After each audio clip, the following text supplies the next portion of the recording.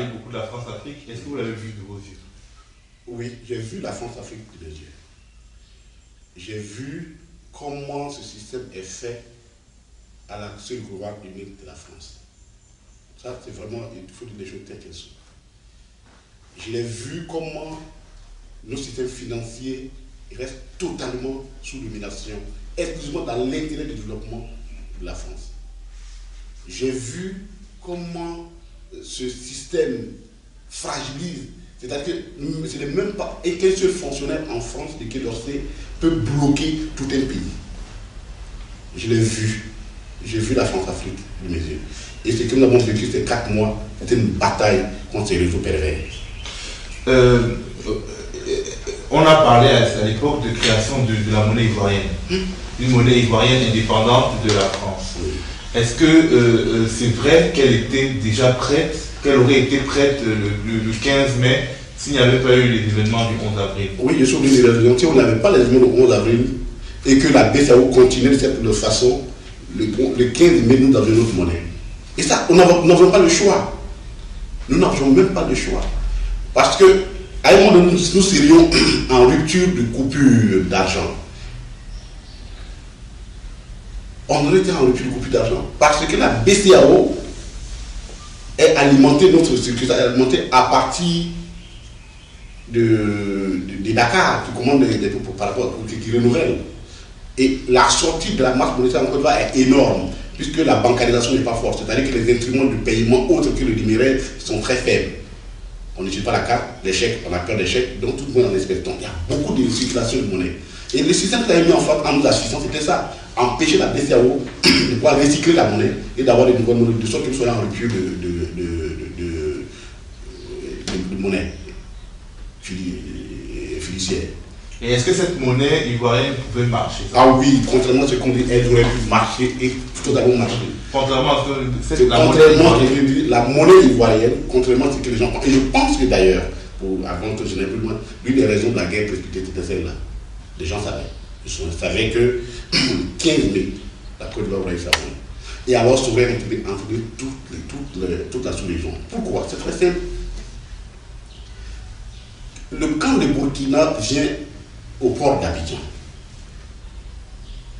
pour dire je vais faire des opérations. L'opérateur économique burkinabé. Il est obligé d'utiliser la monnaie ivoirienne.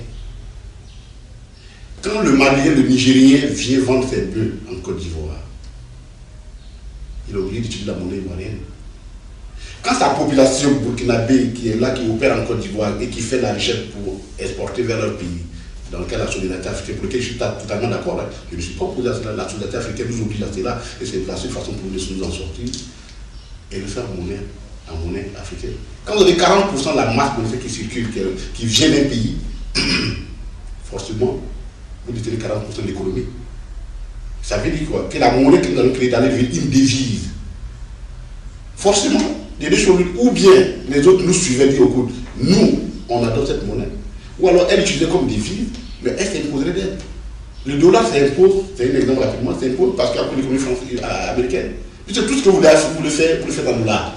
Donc vous êtes obligé d'avoir du dollar en devise chez vous.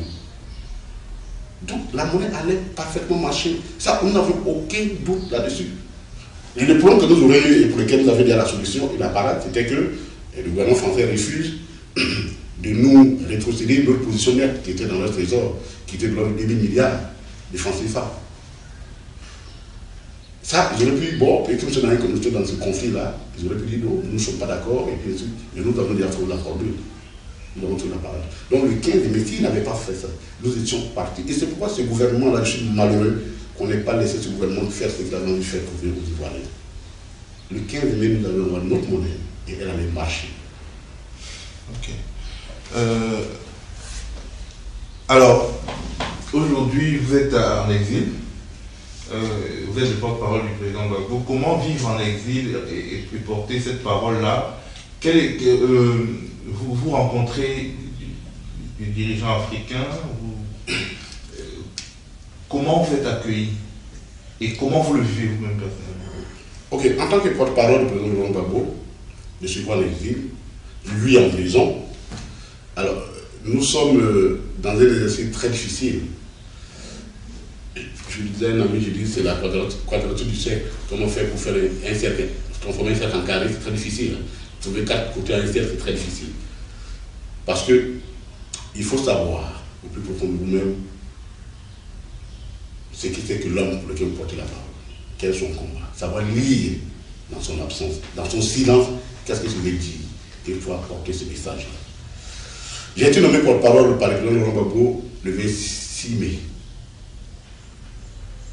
J'ai été informé le même jour par coup de fil. Et le 7 mai, et le 7 juin, on m'a envoyé l'acte de nomination, puisque des personnes qui étaient là-bas m'ont envoyé l'acte de nomination qui comptait à peu près ma feuille de route. Donc je savais ce qu'il y avait à faire. Donc je suis resté dans cette logique. L'acte est clair, et je l'ai vu devant tout le vent. Le président Gbagbo m'a dit, je suis le président de la République de Côte d'Ivoire. Sur le plan du droit en Côte d'Ivoire, je suis le président de la République de Côte d'Ivoire. Ce n'est pas parce que je suis en prison que ça a changé. Le droit reste le droit. Donc quand tu parles au nom du président de la République de Côte d'Ivoire, même s'il est en prison. Évidemment, c'était une grande responsabilité pour nous. Je n'ai aucun mérite particulier. Il est vraiment chez soi, souverain. Je ne sais vraiment pas pourquoi. J'attends d'ailleurs qu'il sorte et lui dit, même monsieur le président, pourquoi vous mettre une telle charge sur mes frères d'épaule. Mais en tout cas, j'ai trouvé vraiment une marque de grande sympathie. Et il fallait maintenant que je puisse travailler dans ces milieux-là. Rencontrer effectivement des chefs d'État africains qui sont sensibles à la question. Rencontrer même le milieu moyen, politique moyen de nos États, pour parler avec eux. Et garder cette constance-là. Surtout avoir la bataille que nous avons menée. Parce que le schéma était très simple. Le schéma de Sarkozy et de M. Ouattara était très simple. Il faut que Gbagbo soit écarté du débat politique. Tout le schéma est là. Tout ce qui soit la CPI pour répondre à ces soucis-là. Gbagbo doit être écarté d'une façon ou d'une autre. Si on n'a pas pu les tuer dans le bombardement, il faut qu'on les écarte d'une façon ou d'une autre. Et moi, mon rôle, c'était de faire tout pour que Gbagbo revienne à la politique. Et qu'il devienne l'élément essentiel des débats politiques. Et ça, à ce point-là, c'était la mission qu'il m'a donnée. Et c'est dans cet acte-là que je suis. C'est la feuille de route qu'il m'a donnée. Parce qu'on ne peut pas le faire taire comme ça. Donc voilà un peu comment nous travaillons. Et c'est extrêmement difficile. Parce que je suis persécuté. Je ne suis pas le seul. Tous nos amis, mon ami qui est là, le ministre Vilana, nous sommes tous persécutés. Nous sommes restreints dans nos mouvements. Mais c'est malgré cela nous devons tenir. Et nous devons faire ce combat-là. Parce que l'homme dont je porte la parole en a mené de pire que ça. Il en a mené de pire que ça. Donc moi, à la limite, j'ai eu la chance de ne pas me trouver en prison.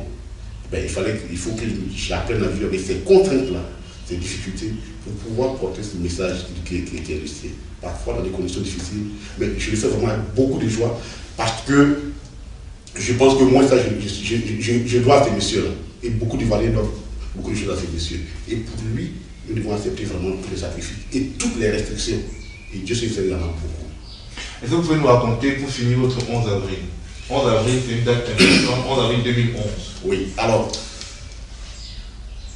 le 11 avril 2011, pour moi, marque,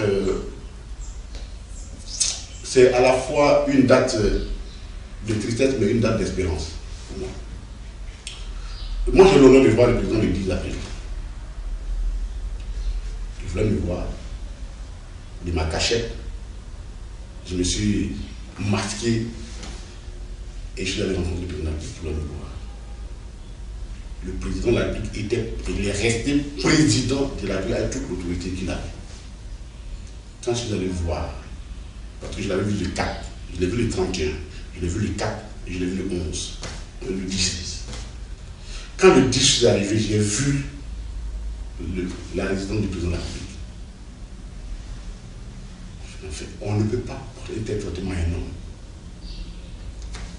Comme Gbagbo, dont on connaît son sens d'humanisme, la valeur de son combat, on ne peut pas accepter ça.